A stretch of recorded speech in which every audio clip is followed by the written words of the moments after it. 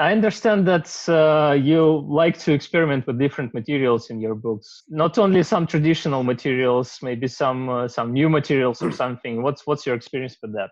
Well, I think if we look at the history of the book, I mean, there have been so many materials used to make books that, you know, it's very difficult to actually say, right, we're going to use something new.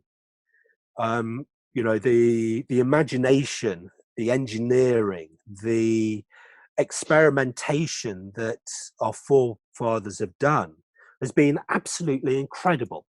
I mean, you know, the mindset of saying, right, we're going to get a tree, we're going to get the materials from it, we're going to, you know, tease all the fibers out, we're then going to soak it, we're then going to pound it, and then we're going to make that, we're going to make it into paper. How did that happen? Who thought of that? That's not just a glass of wine and a conversation thing happening. That's years and years of experimentation. And, you know, parchment, right, see that sheep? We're going to do something with that. And you're thinking, how do these people think of that? And it's time, and it takes time to understand these materials. But when you think about it even now, the materials that go into a book, we've got gold leaf, that's a metal. We've got paper, that's vegetable. We've got leathers, that's an animal. We've got these inks, we've got computer printout things, we've got so many different things happening that if you stop thinking of it as a book and think of it as a series of surfaces that we're going to be working with, you know, how does an artist, a canvas artist work? Well, they work on cloth. Okay, I can use cloth. Why not? I could use metal. I have used metal. I've used water in books. I've, you know, made books that are frozen and that, you know, you have to look at in the freezer. Hopefully there won't be a brownout at any time. Very embarrassing. And all sorts of different materials. And I think it's just it's just this continuum of an experimental process which keeps things moving forward. And I think sometimes you get into what I call the 3 Bs, which is the bookbinder's bubble, where you only work with a small little thing because it's nice and safe.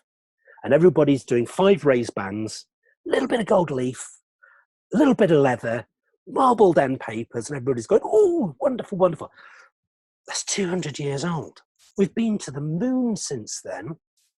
You know, I use plastics, I use anything I can get my hands on, which is going to do the work, which is going to do what I want it to do, then I will use. I won't just stick with, you know, the prescribed, because we'll start regressing.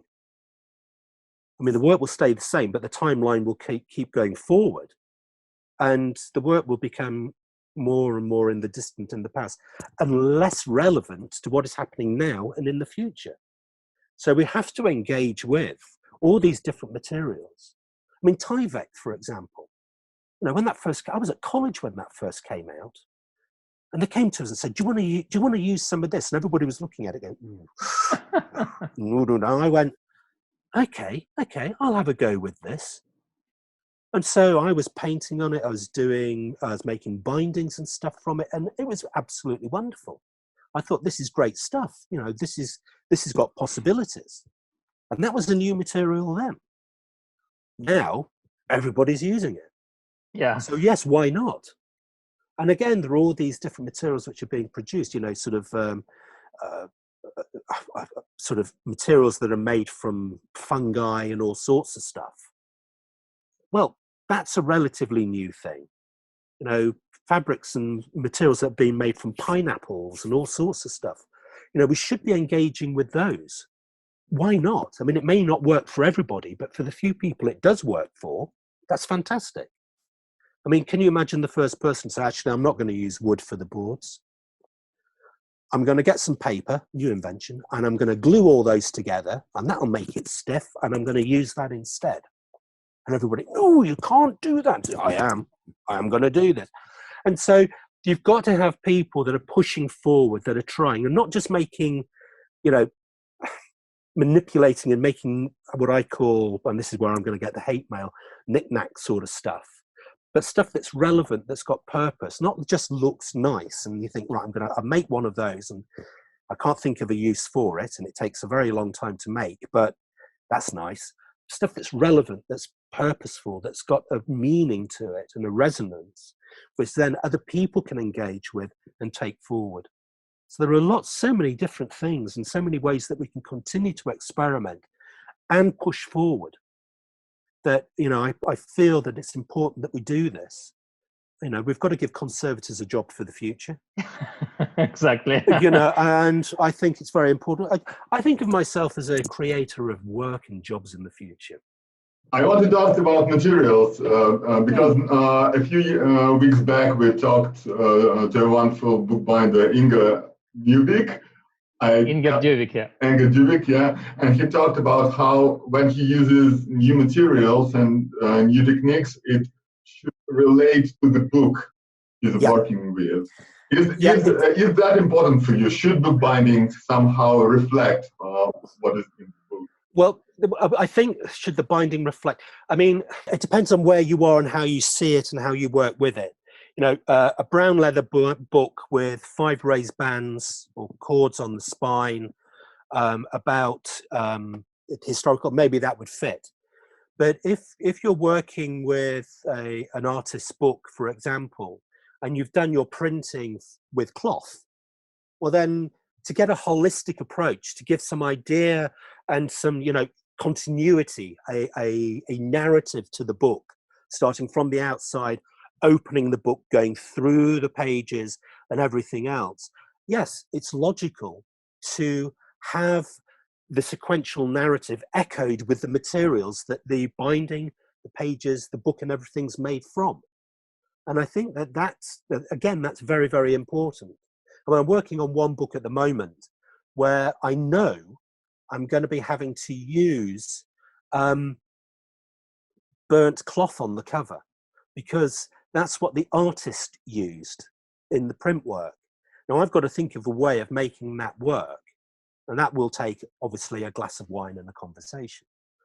But again, a couple of years ago, I was working on a book, Iskander Jail, Clay Travels, and it's a exhibition catalogue of an outstanding Singaporean ceramic artist.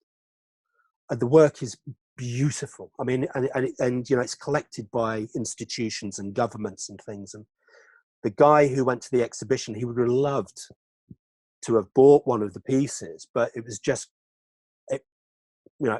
there's no way. It was, we're talking a lot of money. And so he bought a catalogue and he said, "Can you do something with this?" And I went, "Yeah, that's lovely. I can do something with that." Now, one of my students, Adeline Coe, she's past students, graduated. She works in Singapore. And so I got on the internet and I said, "Could you send me over a kilo of clay from Singapore? Because I want to have clay on the cover of this, because that's going to resonate with what's in the text block." It's a very physical reaction. Now, I could have spent hours tooling with gold something that looked like clay. Now, what would people be applauding? Would they have been applauding the skill of the craftsperson in being able to spend hours and hours doing that and say, "Look, it looks similar to clay," and you think, "Wow, great technique"? Or do you use clay because that's what the material is? And I thought, well, I'm going to use clay because it's logical. If I want my book to look as if it's been painted, I'm not going to put on leather onlays that try and make it look as if it's been painted. I will paint it. And if we look back into history, people painted the covers of books. And you look at motorcycle gangs on the back of their leather jackets, they paint on stuff, on all those other things. And I'm thinking, so if it's good enough for all these motorcycle gangs belting down the motorway in all weathers, I think it should be okay for a book. And so it's about, again, getting out of the bookbinder's bubble and seeing what happens. And again, if we look at antiquity, all different sorts of materials were used, to write on. In Egypt, you would, when they were carving out in the Valley of the Kings or whatever it is, there'd be splits of stone. There is a correct name for it. I'm sure somebody will email in with the correct name. But correct things, and they would write on these fragments of stone, and those would be the notebooks of their time. And there's thousands of these things still around, and it's a wonderful way of working. And I think, yeah, of course, if that's the material that you're going to be using, use it. So yes, why not? I mean, to me, it makes sense.